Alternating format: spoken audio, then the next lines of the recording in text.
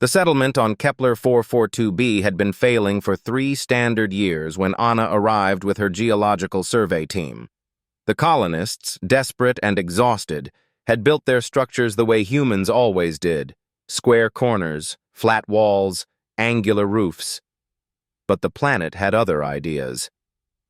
"Another collapse in Sector 7, Alexander reported, his voice crackling through Anna's comm unit.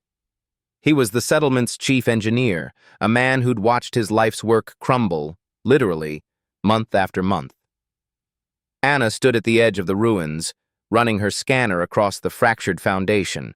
The readings made her frown. "The seismic activity isn't that severe." "Tell that to the families who've lost their homes," Alexander said, approaching her position.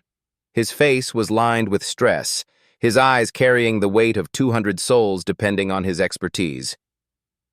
"Earth-standard construction methods aren't working here. We've tried everything: reinforced foundations, flexible joints, dampening systems." Anna knelt, pressing her palm against the stone. Kepler 442b's unique composition sang through her fingers, silicate crystals arranged in radial patterns, compressed by millennia of rotational forces that Earth had never experienced. The planet spun faster, wobbled differently, resonated at frequencies that human engineering hadn't accounted for. "We've been building wrong," she said suddenly. Alexander's laugh was bitter. "Great observation." Anna stood, her mind racing through geological data, ancient human architecture, and the fundamental physics of force distribution. Roundhouses, stone circles, every ancient culture on Earth built them: Irish stone forts, African rondavelles, Native American roundhouses. Alexander's skepticism was evident. She pulled up holographic displays from her survey data. "Look at these seismic patterns. The vibrations move in circular waves from the planet's core. Every straight edge, every corner in our buildings creates a stress point where those waves concentrate and amplify." "Distributes force evenly," Alexander finished, his engineer's mind catching up. "No corners to create weak points." "Exactly. And these local stones, their crystalline structure is naturally radial. When we cut them into rectangular blocks, we're working against their molecular grain." For the first time in months, something like hope flickered in Alexander's expression. "Most revolutionary ideas do," Anna replied. "Give me 2 weeks and a construction team." The other colonists thought Anna had lost her mind. Building a round house from uncut stones while their rectangular homes continued to collapse seemed like madness. But Alexander, desperate enough to try anything, gave her the resources. Anna worked with an intensity that amazed even herself. She selected each stone personally, feeling for the ones whose natural curvature matched her vision. No two were identical, yet each fit perfectly when placed according to the planet's vibrational patterns. 6 and 18, the golden ratio that appeared throughout nature. Alexander watched the structure rise, his skepticism slowly transforming into wonder. The building seemed to grow organically, as if the stones wanted to be arranged this way. When Anna placed the final capstone, a naturally dome-shaped piece of basalt, the structure hummed. Alexander whispered. Anna smiled. "The planet's singing. This is the frequency it wants to vibrate at. We've been fighting it with our square buildings." The first major seismic event came 6 days later, a rumble that would have devastated any of the colony's rectangular structures. Alexander and Anna, along with a dozen skeptical colonists, huddled inside the round stone house as the ground shook. The building didn't just survive, it danced. The circular walls channeled the seismic energy around and around, never letting it concentrate.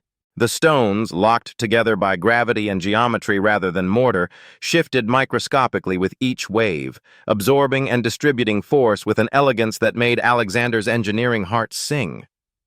When the tremors stopped, Anna's round house stood perfect and undamaged, while 3 more rectangular buildings in the distance had collapsed. The colony meeting that night was electric with possibility. "We can do this," Alexander announced, his voice strong for the first time since Anna had met him. "We can rebuild everything, homes, storage facilities, even our main hall, using Anna's principles." An elderly colonist raised her hand. "But they're so primitive." Anna stepped forward. "With respect, there's nothing primitive about understanding and working with natural forces. Our ancestors built round stone structures that lasted thousands of years. Our advanced rectangular buildings here have lasted less than 2. The vote was unanimous. Over the next year, the colony transformed. Round stone houses bloomed across the landscape like flowers, each one unique yet following the same fundamental principles.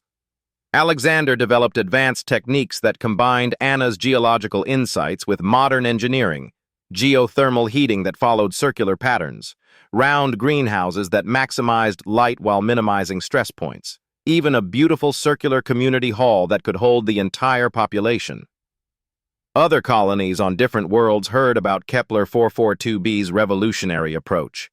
Soon, geological surveys were being conducted on every human settlement, analyzing planetary resonances and natural frequencies. The age of forcing Earth-standard architecture onto alien worlds was ending. The age of listening to planets and building in harmony with them was beginning. Anna stood with Alexander on a hill overlooking their thriving settlement, watching the sun set over dozens of round stone houses that would stand for centuries. "Amas?" Alexander asked. "Humanity's finally learning what we should have known all along, that the universe doesn't need to conform to us. We need to conform to it. That's not weakness." Anna smiled, watching the last light gleam off stone walls that curved like waves, like planets, like the universe itself. "Our ancestors knew it." And in remembering, humanity took its greatest leap forward, not through domination, but through harmony, not through force, but through understanding. The round stone houses of Kepler 442b became symbols of a new era, proof that sometimes the path forward leads through the wisdom of the past, and that true strength lies not in imposing our will, but in learning to dance with the universe's eternal rhythms.